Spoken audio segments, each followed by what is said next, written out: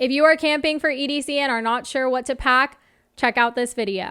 This is going to be part 2 on what to pack for EDC. So if you are not sure what to pack, definitely go check out part 1. But this is part 2 specifically for Camp EDC. Of course, you have all the main things like your festival outfits, what you need to bring to the festival. That's what I included in part 1. But in this part, it's going to be specific things you need to think about and bring for Camp EDC.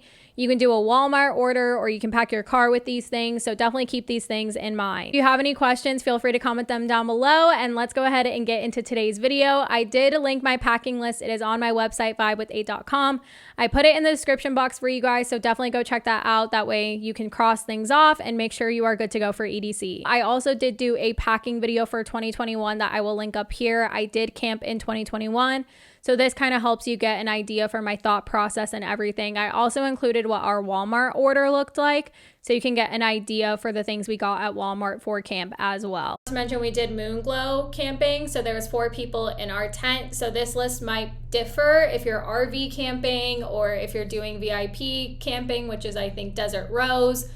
So this is for moon glow specifically. There might just be a little bit difference if you're doing another type of camping like the Desert Rose one or RV camping. Okay, so moving on to packing list for Camp EDC. So if you are going to Camp EDC, I hope you have an amazing time. It was one of my favorite experiences last year. Like I said, I did document kind of what I packed and then our Walmart order and everything like that. So some of this stuff you can either pack or you can get at like a Walmart, or sometimes they also have it in the general store. So for Camp EDC, you definitely want to have 2 tent locks. You're going to want one for the front of the tent and the back of the tent. This is so you're able to lock the zippers together so no one can get into the tent. I recommend getting a tent lock that maybe has a code to it, so that way everyone knows what the code is.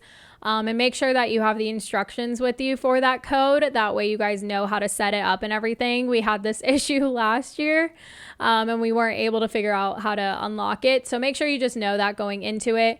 I recommend this because if you have something with like a key, you have to keep track of that key, you know? So I can just imagine someone losing that key or something. So maybe try and find a lock that has a code of some sort that you're able to set. Then for actual sleeping, you know, you're going to want a sleeping bag, maybe a mattress pad, like a memory foam one is really great. They don't have a donation pile, so whatever you buy, if you're not able to take it back with you, you have to trash it. So just keep that in mind as well. Sleeping earplugs. These are different from festival earplugs. You need earplugs specifically for sleep because it does get really loud in the morning. There's like after parties still going on. There's like fighter jets still going. It's like a crazy thing because it's right by like a military base. And then a sleeping eye mask. This was something I didn't have for last year and I really regretted it because it gets really bright. So that's something that can definitely help. Blanket, pillowcase for the pillow. Definitely have a cooler. You can buy ice on site. I think it was like $10 a bag. I can't remember exactly, maybe $12. I can't remember. So have a cooler. That way you can put like water, Red Bulls, Pedialyte, stuff like that in there. You could get gallon jugs of water for your whole campsite. That way you guys have water. You can also refill those up. There are reusable water areas for that. A speaker, if you guys want to play some music, that's always nice to have. Snacks, Red Bull. And then I also put cooking stuff if you are cooking. Our group all flew in from different places, so we didn't do that. If you're driving and you're able to bring all of that stuff, by all means do it. It saves you so much money.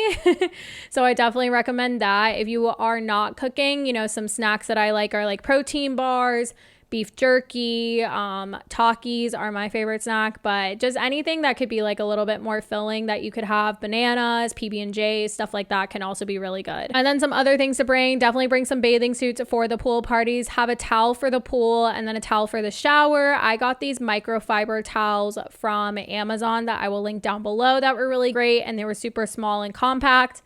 Shower caddy can be really nice to have to hold your toiletries. Small mirror, if you're doing your makeup and stuff, it just always helps when you're getting ready. Have a flag, and if it has like one of those loops in it, you can put a zip tie with it and attach that to camp.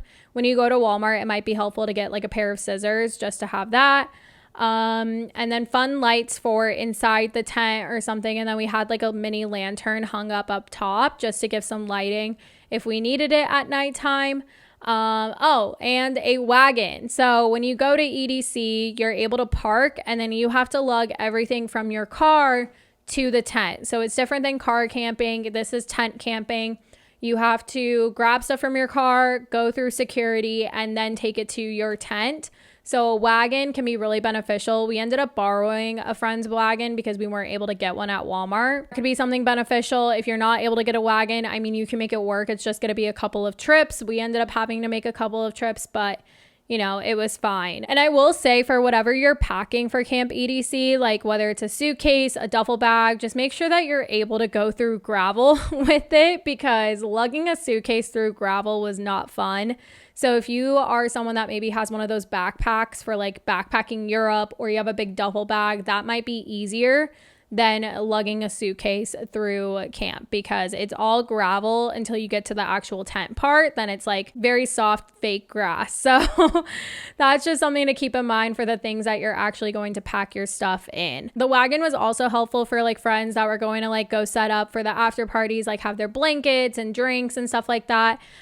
For the alcohol, I just know it's no glass. So if you're going to be drinking, just make sure it's no glass. So you maybe want to get like White Claws, like beat boxes, stuff like that, that are super easy to transport, and just make sure that it's no glass. So I feel like I've covered all of the basics of essentials that you need, you know, from like your sleeping arrangements, toiletries and showers and all of that. And then like activities, right? Swimsuit, stuff like that. You might need different clothes for the different things going on.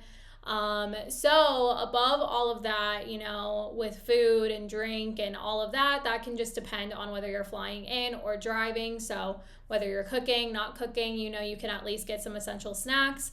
And then from there, everything else I feel like is just extra. So if you're able to bring a table, great. If you're not able to bring a table, that's fine too.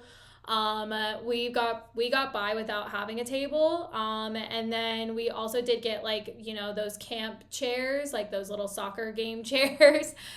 We did get 2 of those. We ended up leaving them there, which, you know, is a bummer, but you could get like an inflatable chair or one of those inflatable couches. That way you could sit outside of your tent, or you can use it and go take it to the mesa and sit. There's plenty of seating in the mesa as well. So all of that stuff is kind of secondary. But if I forgot anything, definitely let me know. However, because we were flying in, we kept kind of our list to a minimum, just because we were flying in and didn't have to worry about taking things back. So let me know if I missed anything. Comment any questions you have.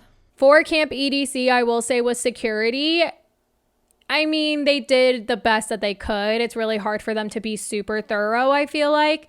I was worried about like a mirror getting taken away and it was fine. So I definitely think just make sure that you double check everything, because you don't want to have any issues, because if there's anything that flags them off, they might search your entire bag and your entire group's bags. You know what I mean? So just be careful with that. They don't search the car. They just search your suitcases and the stuff that you're bringing in. So anytime you go back to the car, they're going to search the stuff you're bringing in. So just be mindful of that. That is it for this part on what to pack for EDC. If you are camping at EDC, if you have any other questions, leave a comment down below. Thank you so much for tuning into today's video, and I will see you in the next one. Bye.